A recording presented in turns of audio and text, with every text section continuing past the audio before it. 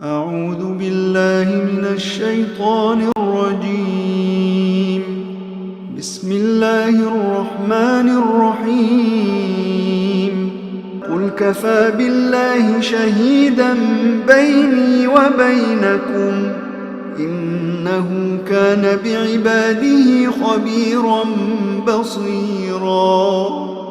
ومن يهد الله فهو المهتد ومن يضلل فلن تجد لهم أولياء من دونه ونحشرهم يوم القيامة على وجوههم عميا وبكما وصما مأواهم جهنم كلما خبت زدناهم سعيرا.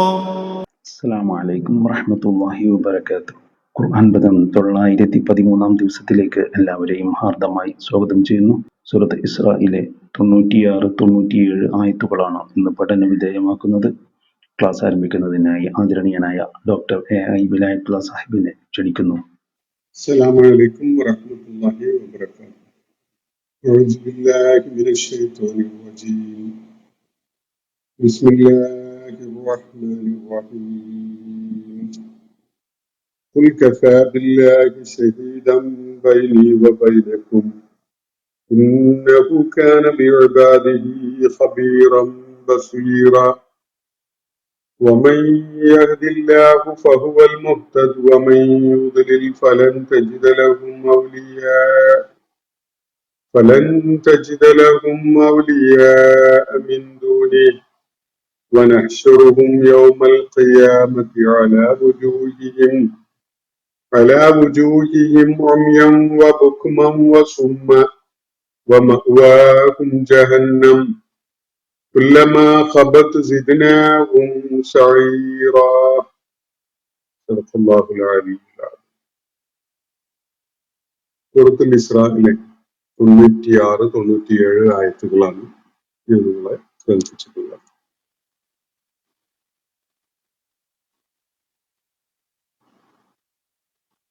ജനങ്ങളിലേറെ പേരും സത്യനിഷേധത്തിന്റെ ആളുകളായി മാറിയിരിക്കുന്നതിന്റെ കാരണം അവരുടെ മുന്നിൽ സന്മാർഗം എത്താത്തത് കൊണ്ടല്ല. എല്ലാവരുടെയും മുന്നിൽ സന്മാർഗം എത്തുമ്പോഴും അവര് എടുത്ത ഒരു നിലപാടും അവരുന്നയിച്ച ഒരു ചോദ്യവും അബഅസല്ലാഹു ബശറർ റസൂല എന്നതാണ്. അള്ളാഹു ഒരു മനുഷ്യനെ ദൂതനായിട്ട് അയച്ചിരിക്കുകയാണോ എന്നതാണ് അവിശ്വാസത്തോടു കൂടി അവർ ചോദിക്കുകയുണ്ടായ കാര്യം. മനുഷ്യർക്കിടയിലേക്ക് സന്മാർഗം കാണിച്ചു കൊടുക്കുന്നതിനായിട്ട് അള്ളാഹു നിയോഗിച്ചയക്കുന്നത് മലക്കുകളെയല്ല മനുഷ്യരെ തന്നെയാണ് എന്ന കാര്യമാണ് നമ്മൾ ഇന്നലെ വായിച്ച ഭാഗത്ത് ചൂണ്ടിക്കാണിക്കപ്പെടുകയുണ്ടായത്. ഭൂമിയിൽ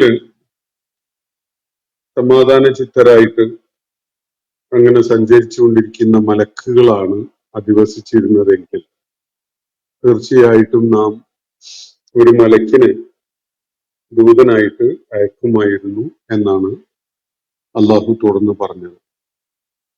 ഇന്നലെ നമ്മൾ വായിച്ച ഭാഗത്ത് അടങ്ങിയിട്ടുള്ള കാര്യമാണ്. അപ്പോ മനുഷ്യ സമൂഹത്തിലേക്ക് മാർഗദർശികളായിട്ട് പ്രത്യേകം വെളിപ്പാട് നൽകിക്കൊണ്ട് അള്ളാഹു നിയോഗിച്ചയക്കുന്നത് മനുഷ്യരിലെ തന്നെ കൂട്ടത്തിൽപ്പെട്ട അവൻ തെരഞ്ഞെടുത്ത ചിലരെയാണ്. ഇതാണ് അള്ളാഹുവിന്റെ ചര്യ, അള്ളാഹുവിന്റെ നടപടിക്രമം ഈ വിഷയത്തിൽ അതാണ്. ഇക്കാര്യം അതിന്റെ സ്വാഭാവിക യുക്തിയോടുകൂടി വിശകലനം ചെയ്ത് മനസ്സിലാക്കാൻ മനുഷ്യന് അവന്റെ ചുറ്റുപാടുകളെ ഒന്ന് നിരീക്ഷിക്കുകയും അവന്റെ ചരിത്രത്തിന്റെ പിന്നിട്ട നാളുകളിലേക്ക് ഒന്ന് കണ്ണോടിക്കുകയും ചെയ്യുകയേ വേണ്ടതുള്ളൂ. പക്ഷെ അതിന് കൂട്ടാക്കാതെ മനുഷ്യൻ ഒരു തങ്ങളുടെ തന്നെ കൂട്ടത്തിൽപ്പെട്ട ഒരാളെ, ഒരു മനുഷ്യനെ ദൂതനായിട്ട് നിയോഗിച്ചയക്കുകയില്ല എന്ന ഒരു നിലപാടിലാണ് നിലകൊള്ളുന്നത്. അപ്പൊ ഓരോ പ്രവാചകൻ കടന്നു വന്നപ്പോഴും അള്ളാഹു ഒരു മനുഷ്യനെ ദൂതനായിട്ട് അയക്കുകയോ എന്ന അവിശ്വാസത്തോടു കൂടിയുള്ള ഒരു ചോദ്യം ഉന്നയിച്ചുകൊണ്ട് ആ ദൂതൻ മുന്നോട്ട് വയ്ക്കുന്ന കാര്യങ്ങളെ കാണാത്ത പോലെയും അത് കേൾക്കാത്ത പോലെയും അതിനോട് പ്രതികരിച്ചുകൊണ്ടൊന്നും പറയാത്ത വിധത്തിലും ഉള്ള ഒരു നിലപാടാണ് അവര് സ്വീകരിക്കുന്നത്. ഇത്തരം ആളുകളുടെ പരിണിതിയെ കുറിച്ചാണ് ഇന്ന് നമ്മൾ വായിച്ചു വെച്ചിട്ടുള്ള ആയത്തുകളിൽ അള്ളാഹു സൂചിപ്പിക്കുന്നത്. അള്ളാഹുവിന്റെ ദൂതൻ ആ സമൂഹത്തിന്റെ മുന്നിൽ വന്നു അവർക്കിടയിൽ ദൈവിക സന്ദേശം സമർപ്പിച്ചു. അവര് വ്യത്യസ്തങ്ങളായ പ്രതികരണങ്ങൾ നടത്തുകയും ചെയ്തു. ആ ഒരു സന്ദർഭത്തെ പരാമർശിച്ചുകൊണ്ട് ഇങ്ങനെ പറയാൻ വേണ്ടി അള്ളാഹു നബി സല്ലല്ലാഹു അലൈഹി വസല്ലമയോട് ആവശ്യപ്പെടുകയാണ് സൂറത്തിൽ. ഖുൽ, പ്രവാചകരെ അവരോട് ഇങ്ങനെ പറയുക, കഫാ ബില്ലാഹി ഷഹീദൻ ബൈനി വ ബൈനക്കും, ഞാനും നിങ്ങളുമായിട്ടുള്ള ഇടപാടില് ഇക്കാര്യത്തില് സാക്ഷിയായിട്ട് അള്ളാഹു ധാരാളം മതി. അള്ളാഹു മതിയായവനാണ്, അള്ളാഹു തികഞ്ഞവനാണ്. സാക്ഷിയായിട്ട് അള്ളാഹു ധാരാളം മതി. ഞാനും നിങ്ങളുമായിട്ടൊരു ഇടപാടുണ്ട്. അള്ളാഹുവിന്റെ ദൂതൻ എന്നുള്ള നിലക്ക് ഞാൻ നിങ്ങളുടെ മുന്നിൽ ഹാജരായി, നിങ്ങളുടെ മുന്നിൽ സന്ദേശം അവതരിപ്പിച്ചു, കാര്യങ്ങളൊക്കെ വ്യക്തതയോടുകൂടി പറഞ്ഞു തരികയും ചെയ്തു. ഈ ഒരു കാര്യം ഇവിടെ സംഭവിച്ചിട്ടുണ്ട്. അതുകൊണ്ട് ഞാനും നിങ്ങളും തമ്മിൽ ഒരു ട്രാൻസാക്ഷൻ ഇവിടെ നടന്നു കഴിഞ്ഞു, ഒരു വിനിമയം നടന്നു കഴിഞ്ഞിട്ടുണ്ട്. ഇക്കാര്യത്തില് ഞാനത് നിർവഹിച്ചു എന്നതിന്, നിങ്ങളത് അറിയാൻ അവസരമുണ്ടായി എന്നതിന് സാക്ഷിയായിട്ട് അള്ളാഹു മതി. അതിന് അള്ളാഹു സാക്ഷിയാണ്. കാര്യങ്ങളെ അവന്റെ കൺമുന്നിലാണ് ഇത് ഞാൻ നിർവഹിച്ചിട്ടുള്ളത്. നിങ്ങൾ കേട്ടതും ഞാൻ അറിയിച്ചതും ഒക്കെ തന്നെ അവന്റെ സാക്ഷ്യം ഉള്ള വിധത്തിലാണ്. അതുകൊണ്ട് ഇങ്ങനെ പറഞ്ഞോളുക എന്നാണ് അള്ളാഹുവിന്റെ നിർദ്ദേശം. കഫാ ബില്ലാഹി ഷഹീദൻ ബൈനി വ ബൈനക്കും, എനിക്കും നിങ്ങൾക്കും ഇടയിലായിട്ട് സാക്ഷിയായിട്ട് അള്ളാഹു മതി. അങ്ങനെ പറഞ്ഞോളൂ അവരോട്. ഖുൽ, പറയുക പ്രവാചകരെ, ഈ സമൂഹത്തോട്, താങ്കളുടെ പ്രബോധിതരോട് ഇങ്ങനെ പറഞ്ഞേക്കുക, കഫാ ബില്ലാഹി ഷഹീദൻ ബൈനി വ ബൈനക്കും, എനിക്കും നിങ്ങൾക്കും ഇടയിലായിട്ട് ഒരു ഇടപാടുണ്ടാവുമ്പോഴാണല്ലോ ഒരു സാക്ഷ്യം വേണ്ടത്. എന്തെങ്കിലും ഒരു ട്രാൻസാക്ഷൻ നടക്കുമ്പോൾ, എന്തെങ്കിലും ഒരു ഡീല് നടക്കുമ്പോഴാണ് സാക്ഷ്യം വേണ്ടത്. ഇവിടെ ഒരു ഡീല് നടന്നു കഴിഞ്ഞു, ഒരു ട്രാൻസാക്ഷൻ നടന്നു കഴിഞ്ഞു. മുഹമ്മദ് നബി സല്ലല്ലാഹു അലൈഹി വസല്ലം അള്ളാഹുവിന്റെ ദൂതനായിക്കൊണ്ട് സമൂഹത്തിലേക്ക് കടന്നു വന്ന് അദ്ദേഹത്തെ ചുമതലപ്പെടുത്തിയ കാര്യം നിർവഹിച്ചു കഴിഞ്ഞു. അതിന് അള്ളാഹു മതി സാക്ഷിയായിട്ട്. നിങ്ങൾ എങ്ങനെ പ്രതികരിച്ചു എന്നതിനും ഞാൻ എങ്ങനെയാണ് ഇത് അവതരിപ്പിച്ചിട്ടുള്ളത് എന്നതിനുമൊക്കെ സാക്ഷിയായിട്ട് അള്ളാഹു ധാരാളം മതി. ഇന്നഹു കാന ബിഇബാദിഹി ഖബീറൻ ബസീറ, നിശ്ചയമായിട്ടും അവൻ തന്റെ അടിമകളുടെ കാര്യത്തിൽ ഖബീറും ബസീറുമാണ്. എല്ലാം അറിയുന്നവനും അറിയിക്കാൻ കഴിയുന്നവനും അതുപോലെ എല്ലാം കണ്ടുകൊണ്ടിരിക്കുന്നവനുമാണ്. അള്ളാഹുവിന്റെ ദൃഷ്ടിയിൽപ്പെടാത്ത, അള്ളാഹുവിന്റെ ജ്ഞാന സാധ്യതയിൽ പെടാത്ത വിധത്തിലുള്ള യാതൊന്നുമില്ല. എനിക്കും നിങ്ങൾക്കും ഇടയിൽ നടന്നിട്ടുള്ള ഈ സംഗതികൾ കൃത്യമായിട്ട് അള്ളാഹുവിന്റെ കൺവട്ടത്തുള്ളതാണ്. അവൻ അതിനെ സൂക്ഷ്മമായി നിരീക്ഷിച്ചിട്ടുണ്ട്. അവൻ അതിനെക്കുറിച്ച് കൃത്യമായി അറിയാം. ഇനിയൊരു ഘട്ടത്തിൽ അതിനെക്കുറിച്ച് വെളിപ്പെടുത്തൽ നടത്താൻ കഴിയുന്നവനുമാണ് അവൻ. ഈ ഒരു കാര്യത്തെ മുൻനിർത്തിക്കൊണ്ടാണ് നിങ്ങൾക്കും എനിക്കും ഇടയിൽ സാക്ഷിയായിട്ട് അള്ളാഹു മതി എന്ന് അള്ളാഹുവിന്റെ ദൂതൻ ഇവിടെ പറയുന്നു. ഇന്നഹു കാന ബിഇബാദിഹി ഖബീറൻ ബസീറ, നിശ്ചയമായിട്ടും അവൻ തന്റെ അടിമകളുടെ കാര്യത്തിൽ ഖബീറും ബസീറുമാണ്. അടിമകളുടെ കാര്യത്തിൽ അറിവുള്ളവനും അതുപോലെ അത് കൃത്യമായി നിരീക്ഷിച്ചു കൊണ്ടിരിക്കുന്ന, കണ്ടുകൊണ്ടിരിക്കുന്നവനുമാണ്. അതുകൊണ്ട് മറ്റൊരു സാക്ഷ്യം ആവശ്യമില്ല. ഞാൻ നിങ്ങളുടെ മുന്നിൽ വന്നു ദൈവിക സന്ദേശം നിങ്ങൾക്ക് പകർന്നു നൽകുന്ന വിധത്തിലുള്ള ദൗത്യം നിർവഹിച്ചു. നിങ്ങൾ അത് കേൾക്കാനും അറിയാനും ഇടയായി. ഇക്കാര്യത്തിന് സാക്ഷിയായിട്ട് അള്ളാഹു ധാരാളം മതി. അവൻ തന്റെ അടിമകളുടെ കാര്യത്തില് ഖബീറും ബസീറുമാണ്. യാതൊന്നും അവന്റെ ശ്രദ്ധയിൽ നിന്ന് വിട്ടുപോവുകയില്ല. അവൻ കാണാത്ത, അവന്റെ നിരീക്ഷണത്തിൽ പെടാത്തതായിട്ട് യാതൊന്നും ഉണ്ടാവുകയില്ല. എന്നിട്ട് അള്ളാഹു തുടർന്ന് പറയുകയാണ്. ഈ കാര്യം നമ്മളിപ്പോ വായിച്ച് പൂർത്തീകരിച്ച ഈ ആയത്തിലെ കാര്യങ്ങൾ നബി സല്ലല്ലാഹു അലൈഹി വസല്ലം സമൂഹത്തോട് പറയാനുള്ള കാര്യമാണ്. അങ്ങനെ ചെയ്യാൻ വേണ്ടിയാണ് ആയത്തിന്റെ തുടക്കത്തില് അള്ളാഹു നബി സല്ലല്ലാഹു അലൈഹി വസല്ലമയോട് ആവശ്യപ്പെട്ടത്. ഇനി അള്ളാഹു നേരിട്ട് സംസാരിക്കുന്ന ശൈലിയിലാണ്. വമൻ യഹ്ദില്ലാഹു, അത് വേണമെങ്കിൽ നബി സല്ലല്ലാഹു അലൈഹി വസല്ലം പറയുന്ന വിധത്തിൽ തന്നെ കാണാവുന്നതുമാണ്. രണ്ട് സാധ്യതയുമുള്ള ഒരു ശൈലിയാണ് അതിനുള്ളത്. വമൻ യഹ്ദില്ലാഹു, ആരെങ്കിലും അള്ളാഹു സന്മാർഗിയാക്കുന്നുവെങ്കിൽ, ആർക്കെങ്കിലും അള്ളാഹു ഹിദായത്ത് നൽകുന്നുവെങ്കിൽ ഫഹുവൽ മുഹ്തദ്, അവനാണ് സന്മാർഗലബ്ധി ഉണ്ടായിരിക്കുന്നവൻ. അള്ളാഹു സന്മാർഗലബ്ധി നൽകിയിട്ടുള്ള ഒരാള് മാത്രമാണ് സന്മാർഗിയാവുന്നത്. ഉമൻ യഹ്ദില്ലാഹു, ആർക്കെങ്കിലും അള്ളാഹു ഹിദായത്ത് നൽകുന്നുവെങ്കിൽ ഫഹുവൽ മുഹ്തദി, അവൻ മാത്രമാണ് യഥാർത്ഥത്തിൽ സന്മാർഗം ലഭിച്ചവൻ. അള്ളാഹു സന്മാർഗം നൽകാൻ ആരുടെയെങ്കിലും കാര്യത്തില് ഉദ്ദേശിച്ചിട്ടില്ലെങ്കിൽ അവർക്ക് സന്മാർഗം ലഭിക്കാനുള്ള ഭാഗ്യമില്ല എന്നതാണ് അർത്ഥം. അതിന്റെ സൂചന അതാണ്. അപ്പൊ ആർക്കെങ്കിലും അള്ളാഹു ഹിദായത്ത് നൽകുന്നുവെങ്കിൽ അവനാണ് യഥാർത്ഥത്തിൽ സന്മാർഗ ലബ്ധി ഉണ്ടായവൻ. അവൻ മാത്രമാണ് യഥാർത്ഥത്തില് സന്മാർഗം ലഭിച്ചവൻ. മുഹ്തദ് അവനാണ്.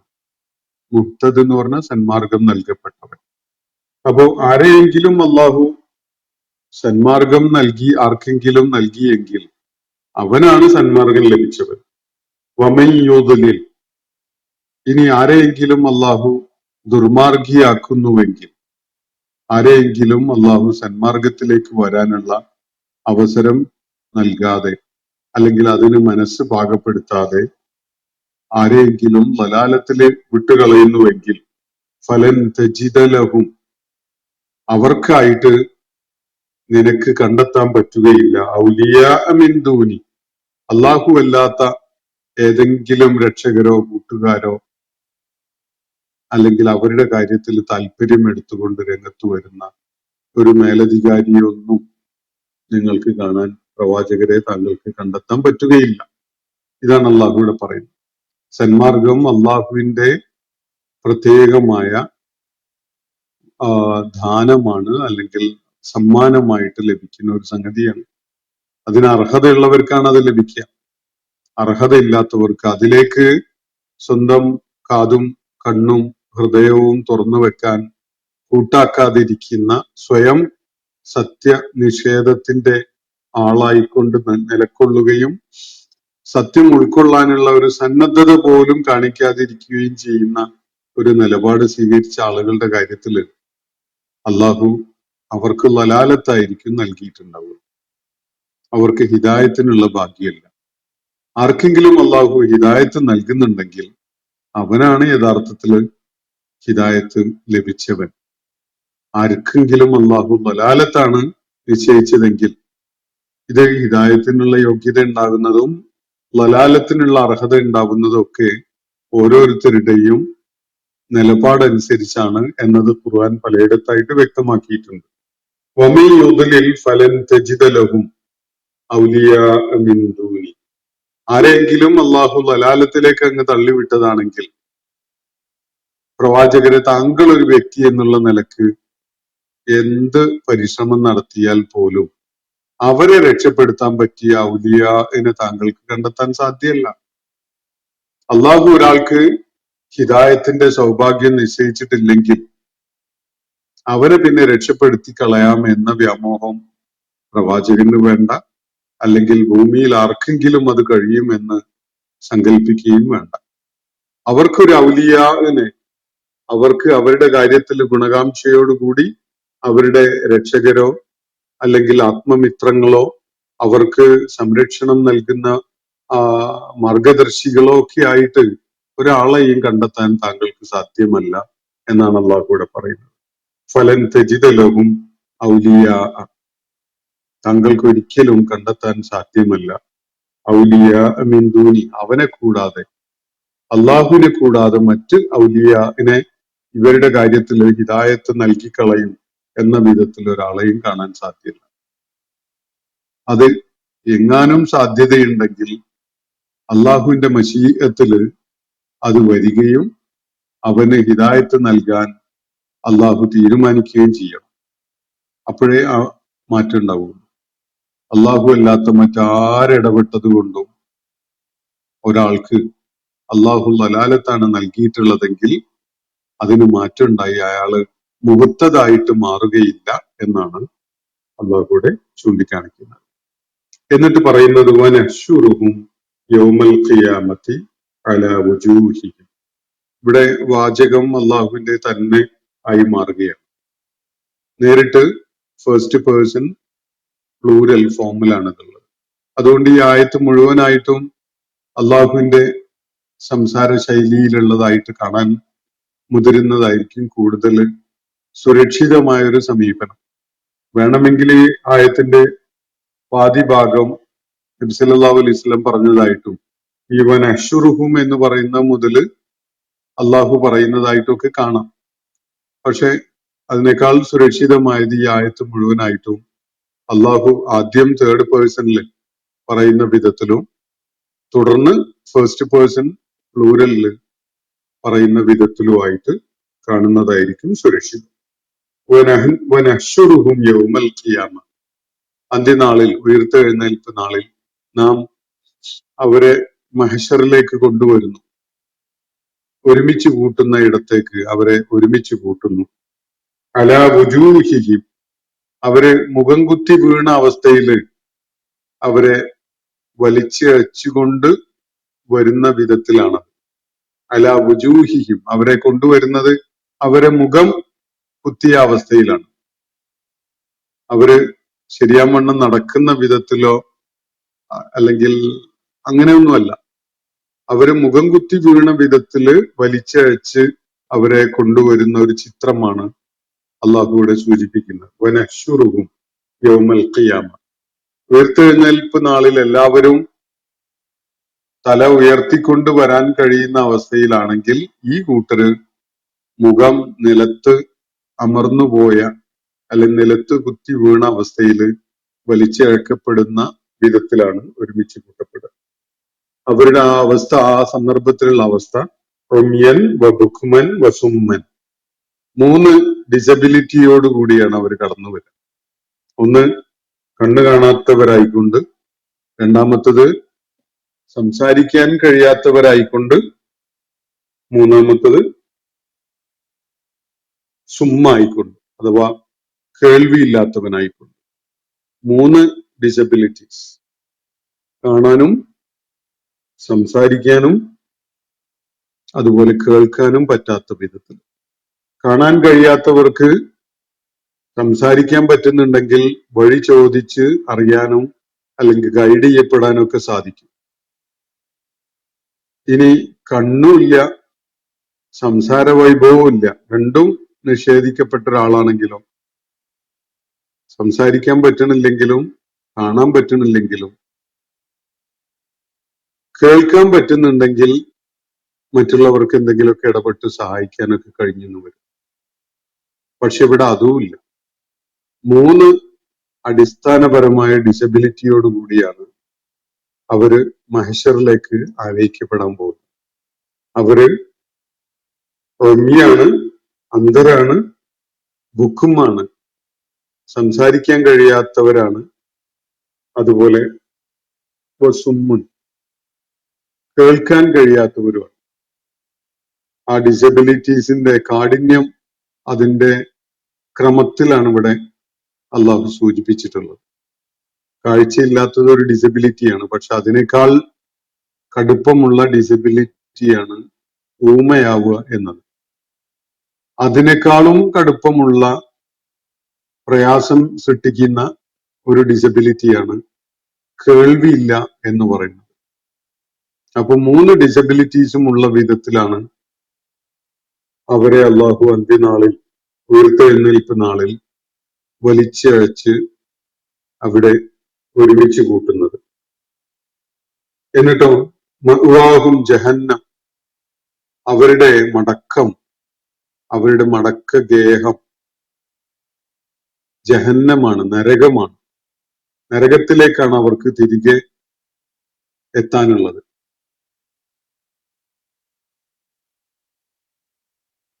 മഅ്വാഹും ജഹന്നം, അവരുടെ മഅ്വ, അവർക്ക് മടങ്ങിയെത്താനുള്ള ഇടം നരകമാണ്. കുല്ലമാ ഖബത്, അത് കെട്ടുപോകുമ്പോ, അത് അണഞ്ഞു പോകുമ്പോ, സിദ്നാഹും സഈറ, നാം അതിനെ ആളിക്കത്തിക്കുന്ന വിധത്തിൽ അതിനെ വർദ്ധിപ്പിക്കും. അതിന്റെ കത്തലും ആളലും ഒക്കെ നാം വർദ്ധിപ്പിക്കും. എപ്പോഴെങ്കിലും കെട്ടണഞ്ഞു പോകും എന്ന് സങ്കല്പിക്കാവുന്ന വിധത്തിലുള്ള ഒരവസ്ഥയല്ല നരകത്തിനുള്ളത്. അത് അണഞ്ഞു പോകും എന്നൊക്കെ തോന്നിപ്പോവുമെങ്കിലും അള്ളാഹു അതിന്റെ ആ കത്തിജ്വലിക്കുന്ന അവസ്ഥ ഇല്ലാതായി പോകുമ്പോഴൊക്കെ തന്നെ അതിനെ വീണ്ടും വീണ്ടും ആളിക്കത്തിക്കുന്നതായി അതിനെ മാറ്റും എന്നാണ് അള്ളാഹുവിടെ പറയുന്നത്. കുല്ലമ്മ ഹബത്ത്, ഹബത്ത് എന്ന് പറഞ്ഞാൽ അണഞ്ഞു പോവുക, കെട്ടുപോവുക, അല്ലെങ്കിൽ അതിന്റെ കാഠിന്യം കുറഞ്ഞതാവുക എന്നൊക്കെയാണ് അർത്ഥം.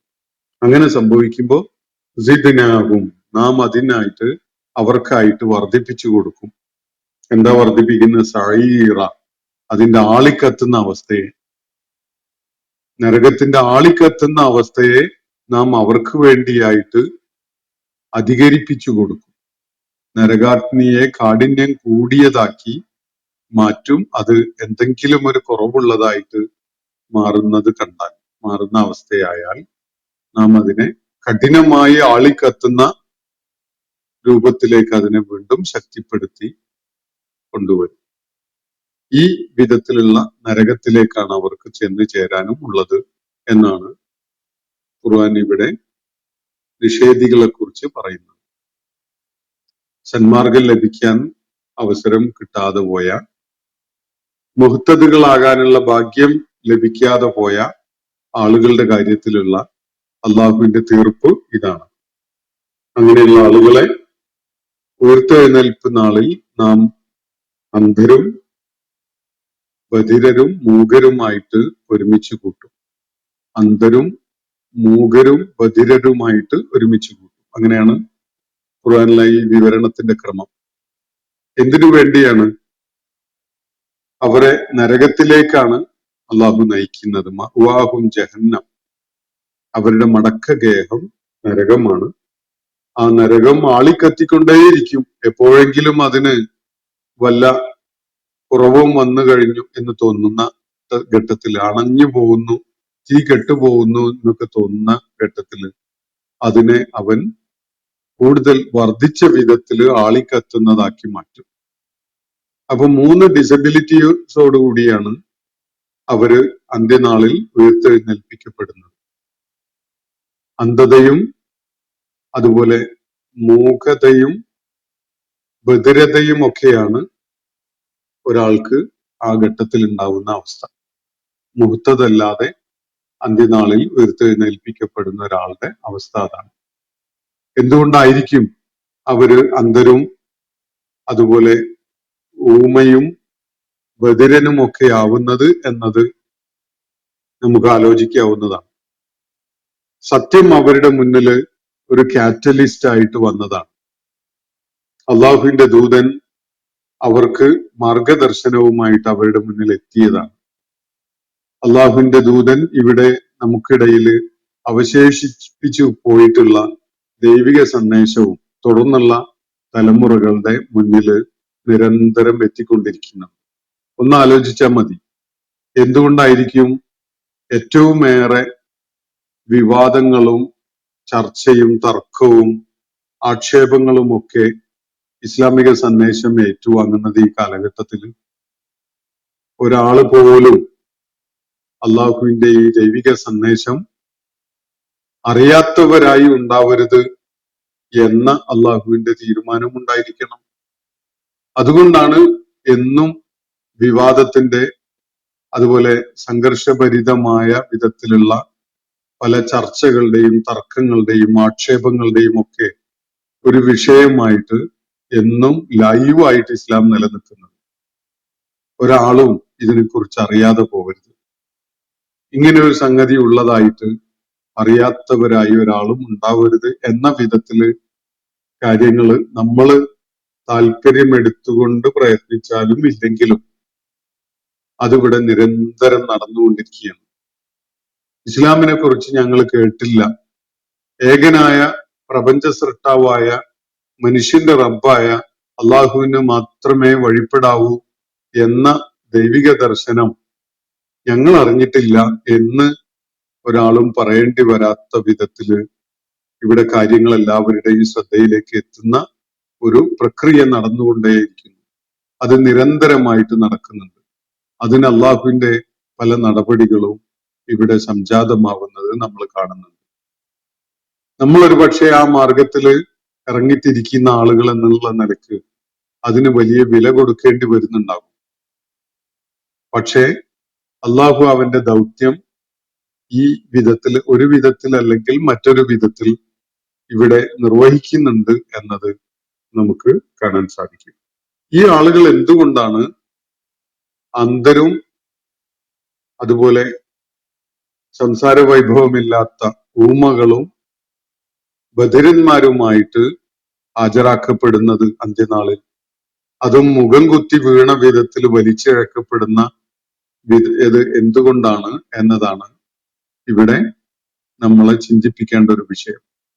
ഒന്ന്, വളരെ ആദരണീയമായ ഒരു അവസ്ഥ മനുഷ്യന് അള്ളാഹു നൽകിയിട്ടുണ്ടായിരുന്നു. വലഖദ് കറംനാ ബനീ ആദം എന്നാണ് അള്ളാഹു അതിനെക്കുറിച്ച് പറയുകയുണ്ടായത്. സകല ആദം സന്തതികളെയും നാം ആദരിച്ചിട്ടുണ്ടായിരുന്നു എന്നാണ് അള്ളാഹു വ്യക്തമാക്കിയിട്ടുള്ളത്.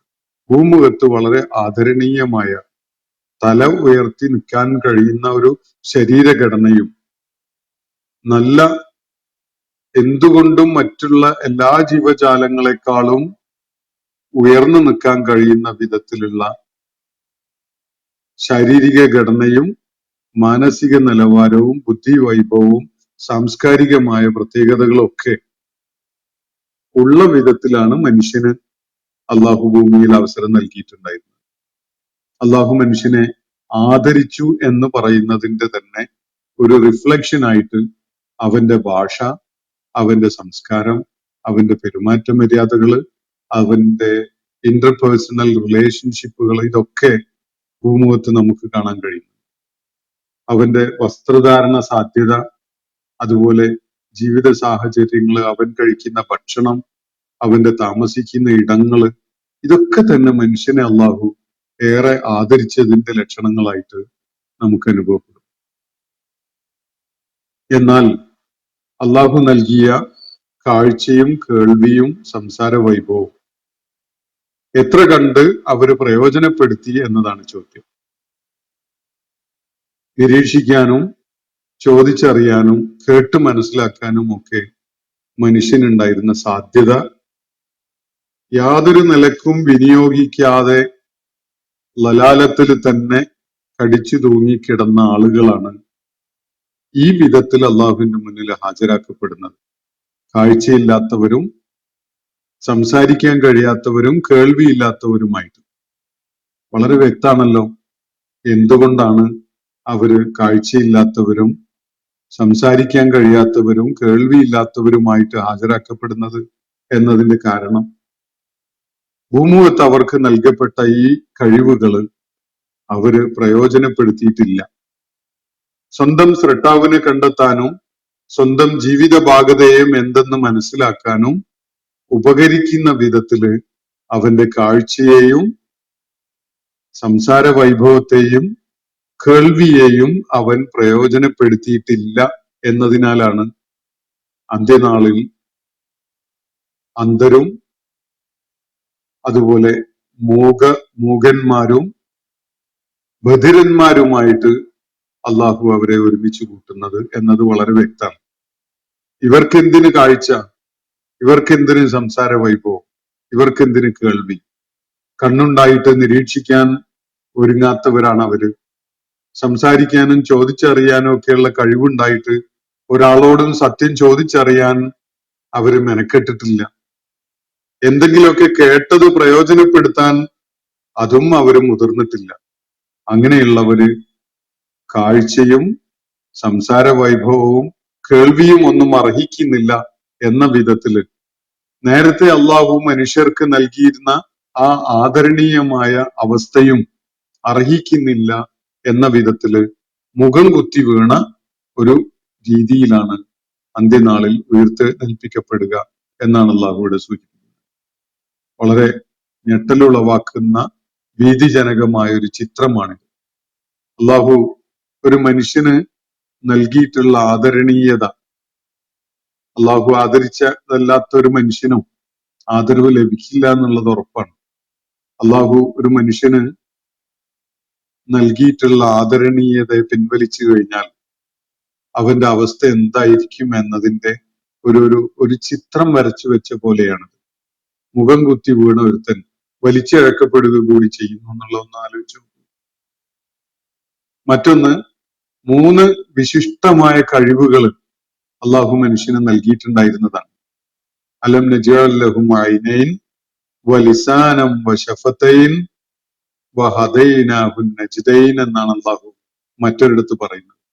2 കണ്ണുകളും 1 നാവും 2 ചുണ്ടുകളും വിശാലമായ 2 വഴികളും അവന് നാം നൽകിയിട്ടുണ്ടായിരുന്നില്ലേ എന്ന് അള്ളാഹു ചോദിക്കുകയാണ്. അപ്പോ ഇതൊക്കെ ഉണ്ടായിട്ടും കണ്ണുകളെയും ചോദിച്ചറിയാനുള്ള കഴിവിനെയും കേട്ട് മനസ്സിലാക്കാനുള്ള സാധ്യതയെയും പ്രയോജനപ്പെടുത്താതെ കണ്ണു കാണാത്തവനും സംസാരിക്കാൻ കഴിയാത്തവനും കേട്ട് മനസ്സിലാക്കാൻ കഴിയാത്തവനുമായിട്ടാണ് ഇവൻ ഭൂമിയിൽ ജീവിച്ചിട്ടുണ്ടായിരുന്നത്. അതുകൊണ്ട് ഇനി അവൻ അത് വേണ്ട എന്നാണ് അള്ളാഹു തീരുമാനിക്കുന്നത്.